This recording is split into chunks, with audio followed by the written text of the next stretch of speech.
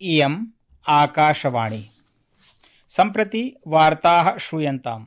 प्रवाचकः कृष्णप्रसादोपाध्यायः।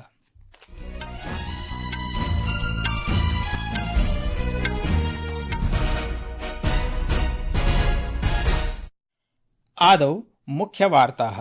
प्रधानमन्त्री नरेन्द्र मोदी G7 शिखर सम्मेलने भागं ग्रहीतुं केनडा देशं प्रति गमिष्यति।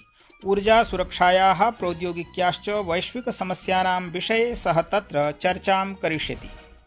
G7 राष्ट्राणां नेतारः इस्रायेल देशस्य आत्मरक्षायाः अधिकारः अस्तीति सुनिश्चय्य पश्चिम एशिया देशे शान्तिं स्थिरतां चानेतुं प्रतिबद्धतां प्रकटितवन्तः। अमेरिका देशस्य राष्ट्रपतिः डोनाल्ड ट्रम्पः अस्मिन् क्षेत्रे अद्यतनपरिवर्तनानां मध्ये शिखर सम्मेलनात् पूर्वमेव तत् स्थानं त्यक्तवान्। विदेश मन्त्रालयेन ईरान इस्रायेल देशयोः वर्तमानस्थित्योः निरीक्षणार्थं भारतीय नागरिकाणां साहाय्यार्थं च नियन्त्रणकक्षस्य स्थापना कृतास्ति।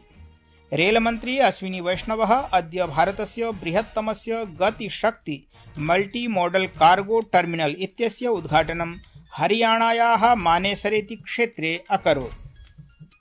भारतर्तुविज्ञान विभागेन अद्य सौराष्ट्रकक्षक्षेत्रयोः अतिवृष्टेः पूर्वानुमानं प्रकटितमस्ति। अपि च FIH इत्यस्य प्रो लीग इत्यस्यां हॉकी क्रीडायां भारतीय महिलादलम् अद्य लंदन नगरस्य ली व्याली हॉकी एंड टेनिस इति क्रीडाङ्गणे अर्जेंटीना देशं विरुध्य क्रीडति।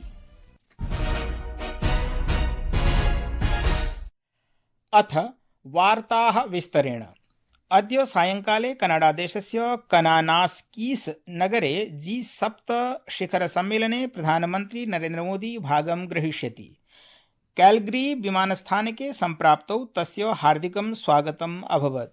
प्रधानमन्त्री ऊर्जा सुरक्षा प्रौद्योगिक्याः आधारभूत संरचनायाः निवेशस्य च विषये चर्चायां G7 इत्यत्र भागं भजिष्यति। येन परिवर्तनशील विश्वस्य उपलब्धता सामर्थ्यं च सुनिश्चिता भवेत्। शिखर सम्मेलनावधौ प्रधानमन्त्री G7 देशानां नेतृभिः सह विचारविनिमयं करिष्यति। कनाडादेशस्य प्रधानमन्त्री मार्क कार्नी इत्यनेन सह विभिन्न द्विपक्षीय विषयेषु उपवेशनं सह विधास्यति। सः अन्यैः आमन्त्रितैः देशैः अन्ताराष्ट्रिय संघटन प्रमुखैश्च सह महत्वपूर्ण वैश्विक विषयेषु विचाराणाम् आदानप्रदानं करिष्यति। दशकेऽस्मिन् प्रधानमन्त्रिणः मोदिनः कनाडादेशस्य प्रथमा यात्रा अस्ति। 15-द्विसहस्रतमे वर्षे अन्तिमयात्रावधौ द्विपक्षीय सम्बन्धाः सामरिक सहभागितायाः स्तरं च संवर्धितमासीत्।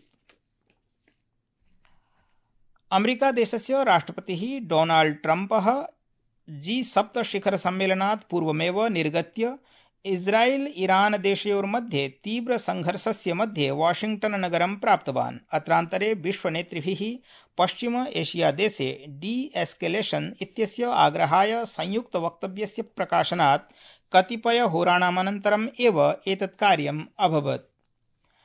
ईरान इस्रायेल देशयोः वर्तमानस्थितौ विदेश मन्त्रालयेन स्थित्याः निरीक्षणार्थं भारतीय नागरिकाणां साहाय्यार्थं च 7 दिवसात्मकस्य अहोरात्र्योः नियन्त्रणकक्षस्य स्थापना कृतास्ति। बहुविध सहायिका टोल फ्री इति संख्या च प्रकाशितास्ति। संख्यास्ति 1-800-11-8797 इति। अनेनैव सह ईमेल व्हाट्सएप आदीनामपि व्यवस्था विहितास्ति।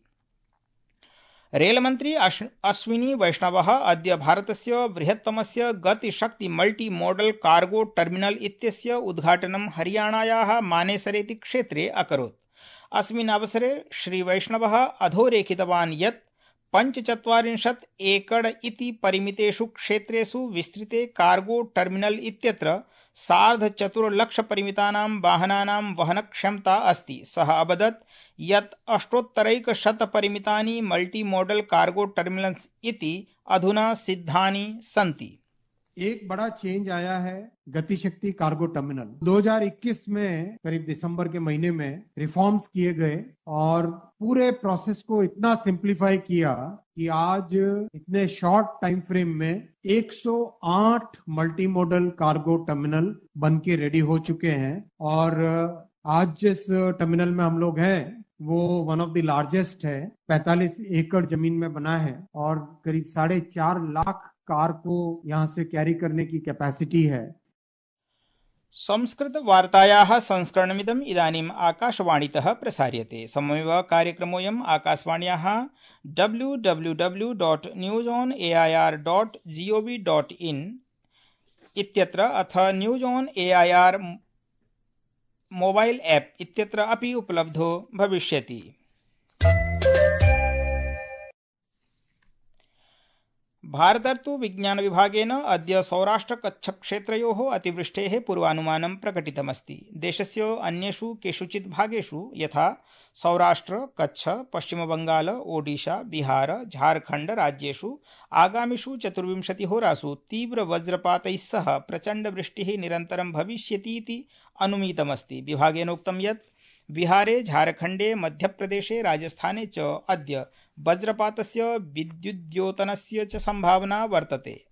अद्य अपराह्णे दिल्ली क्षेत्रे वर्षा अभवत् येन ग्रीष्मस्य तप्तातापे न्यूनता आगता। नोएडा गुरुग्राम नगरयोः केषुचित् भागेषु तीव्रवायुना सह प्रचण्डवृष्टिः अभवत्। ऋतुविभागेन शुक्रवासरपर्यन्तं हरियाणा, पंजाब, उत्तरप्रदेशैः सह दिल्ली एनसीआर इति क्षेत्रे झञ्झावातं समेत्य लघुतः मध्यमवृष्टेः पूर्वानुमानं प्रकटितमस्ति।